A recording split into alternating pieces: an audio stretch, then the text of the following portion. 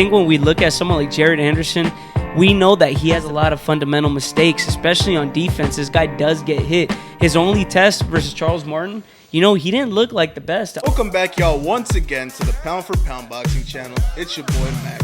And today, we will be discussing the rising star in heavyweight boxing, Jared Anderson, as he will be taking on Martin Bakole on the same main event card, live on August 3rd at the BMO Stadium in Los Angeles, California. I can't wait for this one. Two big giants in the ring. And of course, I will be handing this over to my co-hosts. Now, let's talk some boxing. Welcome back to the Pound for Pound Boxing channel. My name is Eric. And I'm Alex. And let's get into it, man. Jared Anderson will be facing Martin Bakole in this August 3rd Terrence Crawford versus Israel Madrimov fight. Man, let me just say, Jared Anderson, this is going to be a good fight. Yeah, man, I feel like there's a lot of controversy around Jared Anderson because he's supposed to be the next big American heavyweight, and then Martin Bakole looks like he will bring the fight. It looks like he doesn't bow down to anyone. For sure. I think this fight's a 50-50 fight, man. I think when we look at someone like Jared Anderson, we know that he has the potential, right? We know that this guy's a good fighter and he presents a lot of power, but he has a lot of fundamental mistakes, especially on defense. This guy does get hit. His only test versus Charles Martin, he didn't look like the best out there. I feel like Martin Bakole with that right hand, it's going to give him some issues, man. Just like Charles Martin with his right hand. And isn't he kind of a boxer?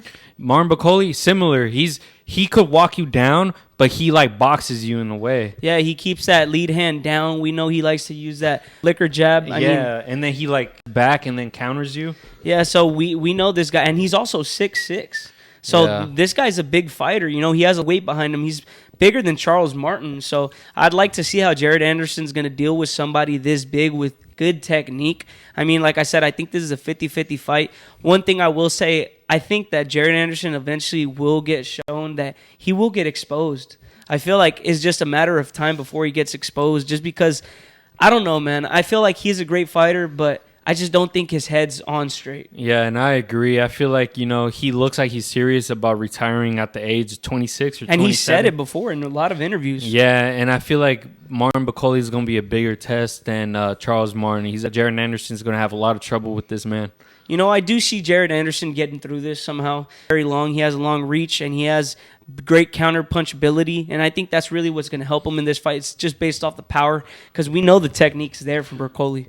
But would the power for Jared Anderson really hurt Bakole? It looks like Bakole's way bigger than anyone's Jared Anderson has ever fought. And I think that's what makes this fight good, though. Just the fact that we don't know. It's like a 50-50 toss-up. It is. It very much is. And I think that's why another reason why this August 3rd fight card is going to be very special. We got a bunch of names on there. And to have the fact that there's two heavyweight fights on this fight card is just amazing, man. Maybe if he beats this guy, he might just be fighting the winner of Andy Ruiz versus Big Baby Miller next. Yeah, man. This is going to be a fight where Jared Anderson, he either sinks or he swims. This is a real test for him. Yeah, for sure, man. I do see him, if he does win this fight, I think he will show us a different side of him. I think he has to take this fight serious because he knows who he's dealing with in there. So I just hope that Jared Anderson comes in prepared and he gives us, the fans, spectacle.